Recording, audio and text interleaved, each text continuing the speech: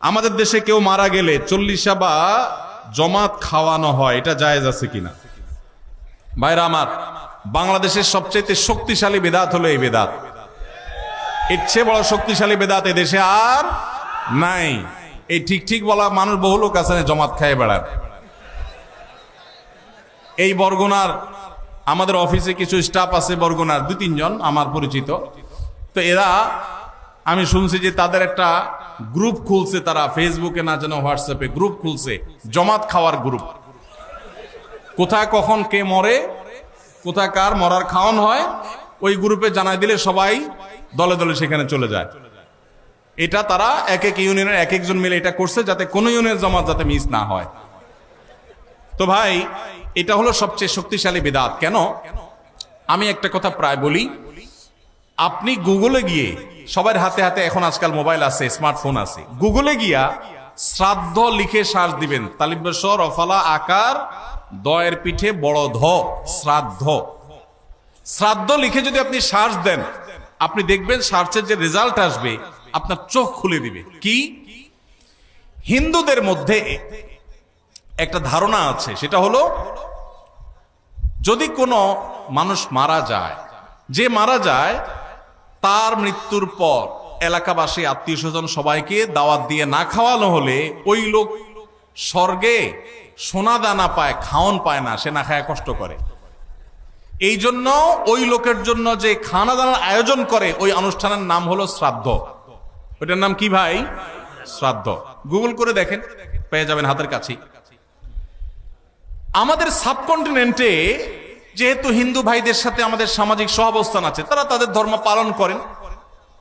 আমি তাওহীদবাদী, আমি ইমানদার, সেই জায়গা থেকে আমি শিরকে, আল্লাহর নিকট সবচেয়ে অপরাধ মনে করে বাঁচার চেষ্টা করি। কিন্তু তারটা তিনি করেন, তারটা তিনি করে, এটা তার ব্যাপার।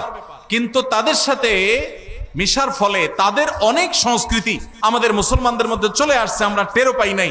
এই যে মানুষ মারা যাওয়ার পরে যে খাওয়ার অনুষ্ঠান মৃত ব্যক্তির ওয়ারিসদের উপরে চাপানো হয়, এটা ওই শ্রাদ্ধ থেকে এসেছে।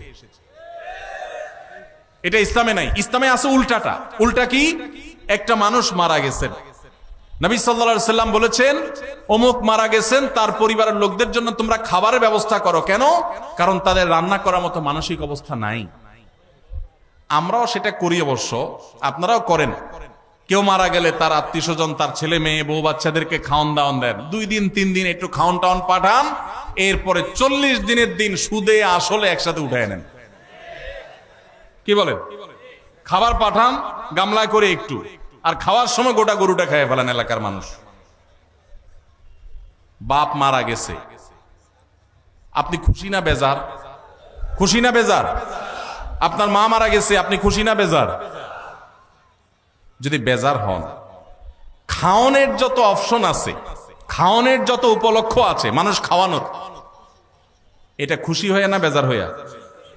যেমন মানুষ বিয়ে করছে, খুশির চোটে অলিমা খাওয়ায়, এটা সুন্নাত। কারোর বাচ্চা হয়েছে, খুশি, এজন্য সে আকিকা খাওয়ায়। কারোর ছেলেটা পাস করছে, সে খুশি হয়েছে, এজন্য সে আটার দলা খাওয়ায়, মিষ্টি খাওয়ায়। কিন্তু আপনার বাবা মারা গেছে, আপনার তো মনের কষ্ট।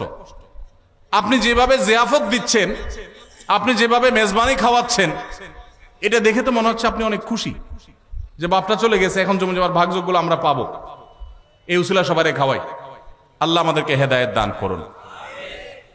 শক্তভাবে এই বেদাত আমাদের সমাজ থেকে দূর করতে হবে ইনশাআল্লাহ। আমাদের সচেতন হতে হবে। আপনার বাবা মা মারা গেছেন, ওনাদের জন্য আপনি কি করবেন? দোয়া করবেন, ইস্তেগফার করবেন, চোখের পানি ফেলবেন, দান সাদাকা করবেন। মাদ্রাসায় এতিম গরিব ছাত্ররা আছে, একবেলা খাবার টাকা দিয়ে দেন। মসজিদে কিছু ইট কিনে দেন, মসজিদের জায়গা কিনবে, সেখানে টাকা দিয়ে দেন। একজন গরিব মানুষকে কিছু টাকা দিয়ে দেন। মুর্দার তরফ থেকে সাদাকা করলে তার সব মুর্দা পায়, সেটা আপনি করেন।